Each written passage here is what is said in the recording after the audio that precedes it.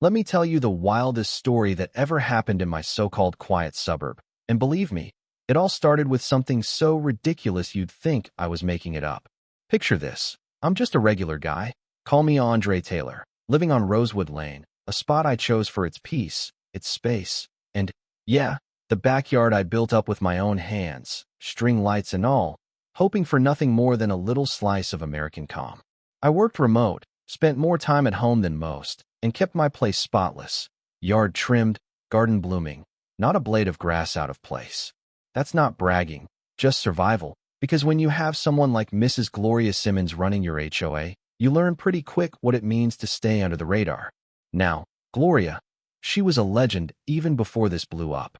Silver hair done up like she was waiting for the local news.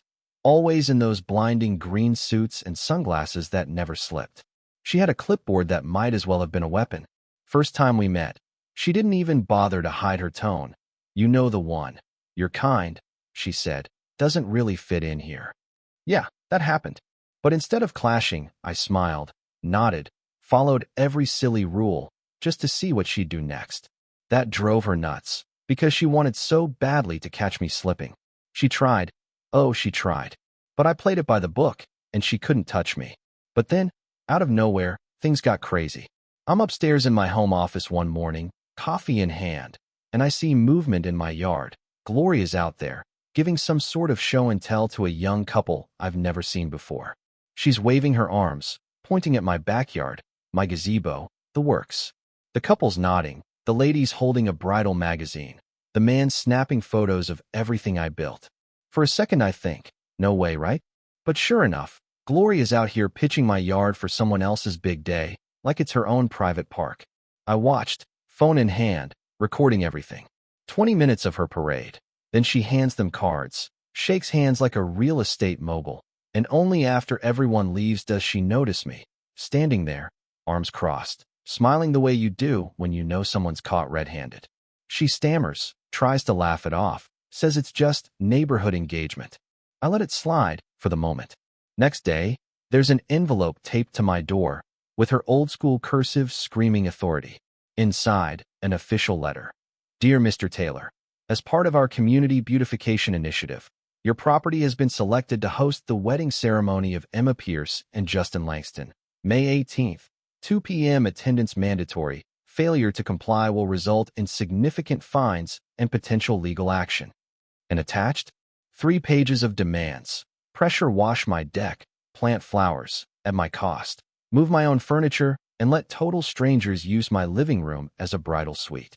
The kicker, a timeline so detailed it looked like a military op-ed in the morning, catering. 10, flowers. Noon, bride and entourage. 2, the main event. 10 at night, wrap up. You know what I mean? For a second, I was so mad I nearly marched to her house, but I caught myself. Instead, I dug out the real HOA rules. Nothing in there about forced events, nothing about Section 47B or any beautification initiative. In fact, it said the opposite. Owner consent required, board approval mandatory. She was bluffing, and she left a paper trail a mile long. So I called her. She tried to brush me off with her fake sweet voice, but when I pressed, she snapped, "This is happening, like it or not. If you interfere, you'll regret it." There it was, the threat I'd expected. That was all I needed. Now, here's where the fun begins. My brother Malcolm is a police sergeant, 15 years on the force, seen it all. I told him the whole saga, and instead of just showing up for backup, he says, "Why don't we move my retirement party to your place?" Same day, same time as this so-called wedding. Only difference? My guest list is about 20 off-duty cops, their families, and every neighbor who's ever had enough of Gloria's nonsense. Suddenly, this wasn't just a neighbor spat. This was going to be a showdown. We got help from Malcolm's partner Lisa, whose cousin owned a party rental place. She hooked us up with "Congratulations, Sergeant Malcolm Taylor" banners, private event, guests only signs, the works. I called my lawyer, Maria, who was so appalled she offered to show up in person, cease and desist letter in hand. She also discovered the bride and groom had no idea Gloria didn't own the venue. She'd scammed them out of thousands, promising a dream wedding that never existed. When Saturday came, the neighborhood was buzzing. Malcolm rolled up in his dress uniform, more cops behind him, Lisa's setting up tables, kids running around. By 8 a.m., my backyard was retirement party central. Music, barbecue, decorations, and about 30 people all laughing and chatting. Right on cue, the caterers arrived, confused as anything. I explained, gently but firmly, there was no wedding here, and Gloria had no authority.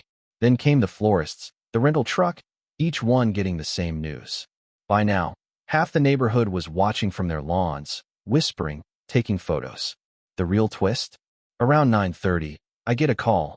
Emma Pierce, the would-be bride, nearly in tears. She asks what's happening. I have to break it to her. Gloria never had my permission, and her money's gone. She's furious, at Gloria, not at me, and vows to file a police report for fraud. That's when the real show starts. Gloria's white Cadillac swings onto Rosewood Lane, screeching to a halt. She marches up, green suit blazing, sunglasses perched like armor, and demands to know why her wedding isn't set up. Malcolm steps forward in uniform, the other officers behind him, and Maria, my lawyer, ready with the paperwork. Neighbors gather, cell phones out. Gloria starts shouting, "This is my community. You're ruining everything. You people never respected the rules." You could feel the crowd freeze. The air changed. Malcolm, calm as ever, points to the real HOA rules and asks, "What do you mean, you people?" She doubles down, makes it worse. Racist undertones out in the open, mask off for good. Then she does the unthinkable, calls 911, hoping to escalate things. The irony? There are already 8 off-duty cops standing in my yard. When the patrol car finally arrives, the responding officer, seeing his own colleagues, just shakes his head. One of Lisa's cousins even brings out a sign. "You called the cops. They're already here." The crowd bursts out laughing. But Gloria can't let it go. She tries to push past, ends up screaming, "I'll show you who's in charge." Before she can even get close, Officer Johnson calmly restrains her and cuffs her for attempted assault. Gloria wails, now playing the victim, screaming about police brutality and discrimination.